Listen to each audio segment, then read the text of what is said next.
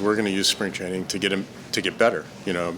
Improve individually, improve as a team. We want to be stronger 5 weeks from now, individually and collectively.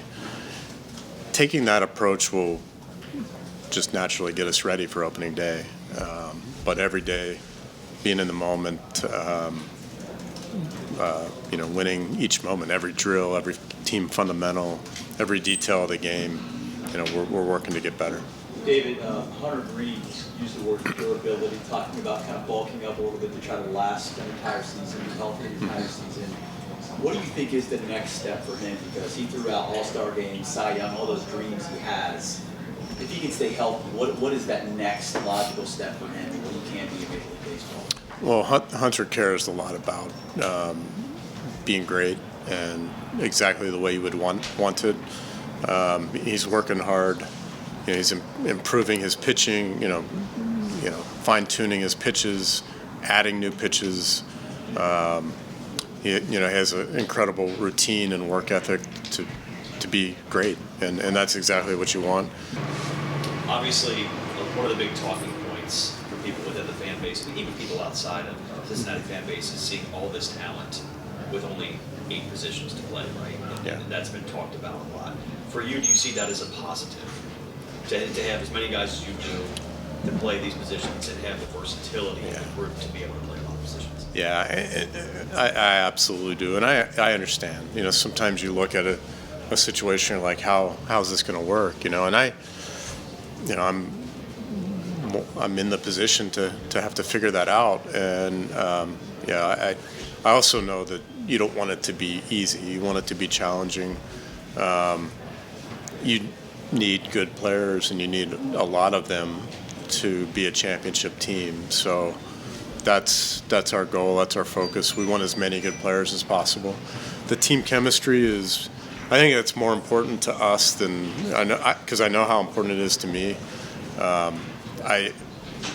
It's the opposite of underestimating how important that is. So I don't take that lightly. The communication has to be great, all of those things. But I guess I would just say I will ease, not that we compare ourselves to other teams or situations, but every good team, great team I've been a part of, the teams that have been good for a long time around the league, they have great players throughout their roster, and these are things that you just have to figure out to be a great team. And but I also understand it, and we will absolutely figure it out.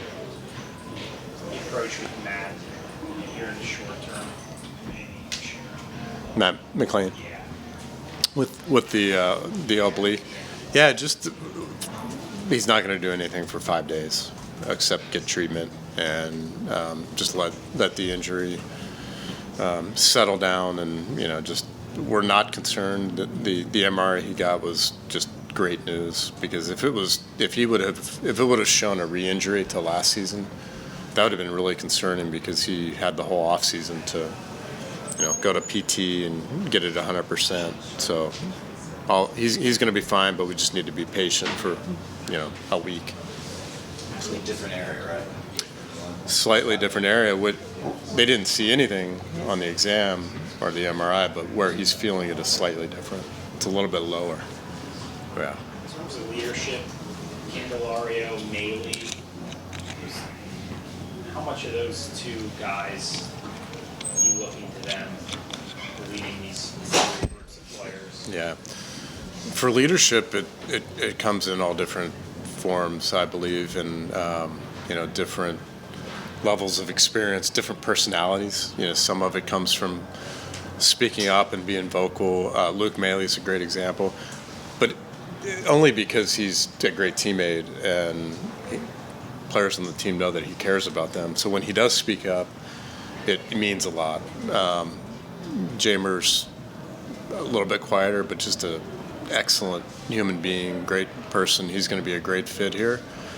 He's already, investing in Noelvi Marte and helping him, through his experience. So, to me, leadership, if you care about your team and you care about your teammates, you find a way to be a leader.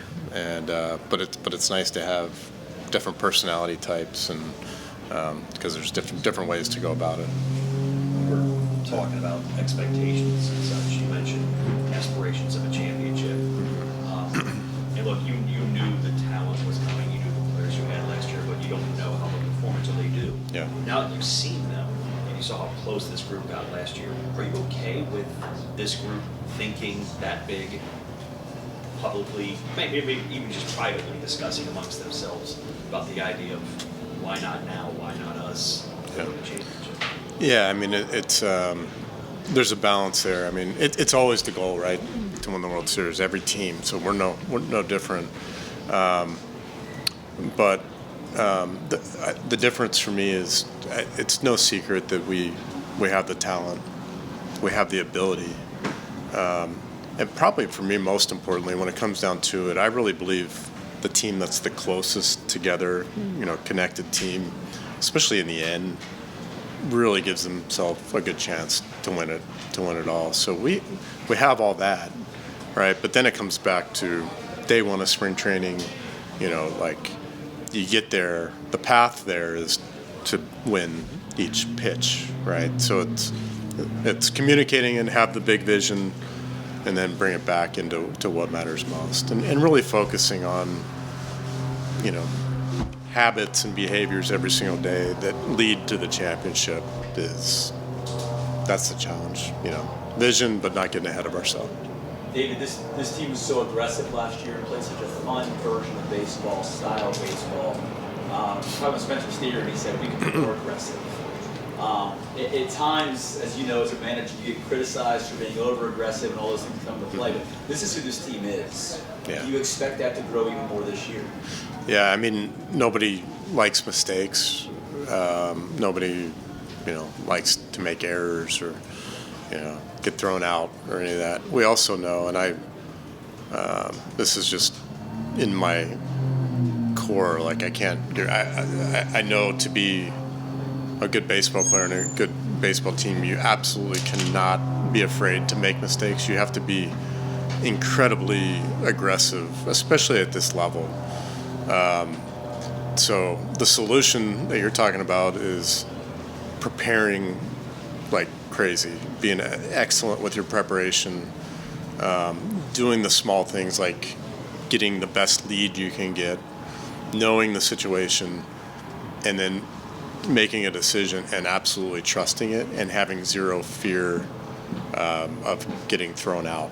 And it's a challenge no matter what you're doing, but it shows up like on defense, it shows up on the bases, and when you're really tested is when you do get thrown out, and you may even be blamed for losing a game or something when you make what turns out to be the wrong decision. It's our job as members of this team to support that type of preparation and that type of play, no matter what the result is. And over time, you become who you need to be great.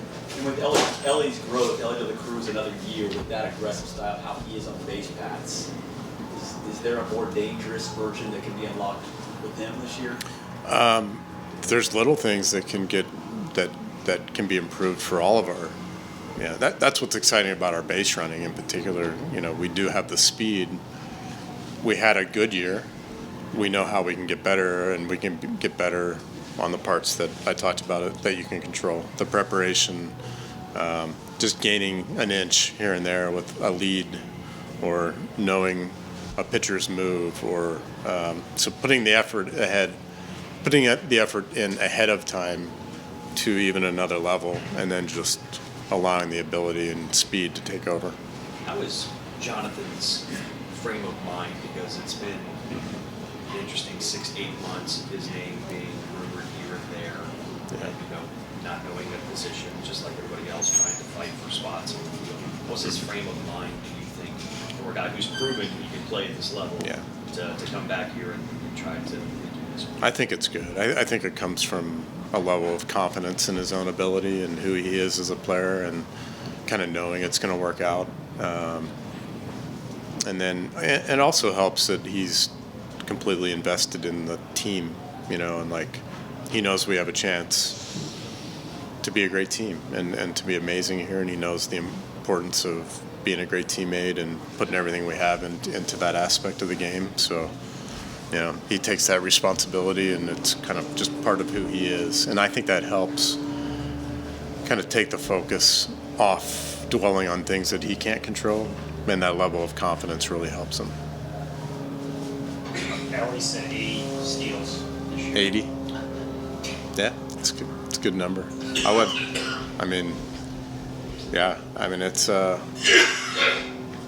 possible. He's going to have, and the other part of like how we get better, we're going to have to do even more than the next team, because there's going to be a lot of focus on that area, and there's going to be a lot of attention when Ellie's on base. So it's an even bigger challenge than it will be for most. The speed helps and all that, but he's not going to sneak up on anyone. But he's absolutely capable of really whatever number he puts his mind, sets his mind on. David, can you talk about the outfield play as a whole? Spencer Steer was his first foray into the outfield last year. It seemed like Will Benson, there was room for improvement there. It seemed like he got better as the season went along. So how do you feel about the outfield play as a whole coming into the season? Yeah, I think there's room for improvement. Jake Fraley was a great example last year. He made a lot of improvement from the year before. He became a much better outfielder. I think Will Benson's kind of along the same path, and he's very committed. Will is very committed to taking his game to the next level.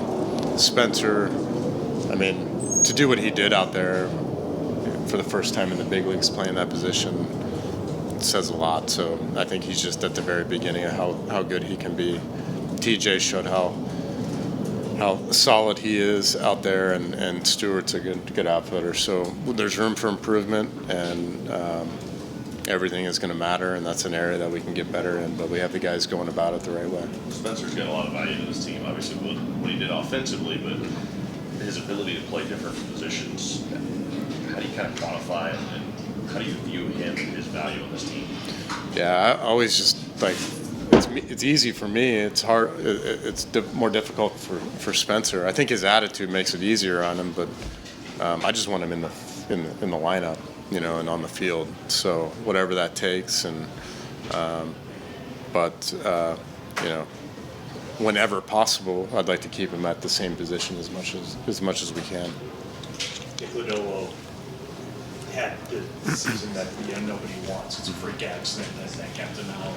What do you see out of him with his mentality of being able to handle that and get him back to a position where he can go out there and dominate on the mound like he has? Yeah, you feel for Nick, because it's never fun going through injuries, and he's had his share of them.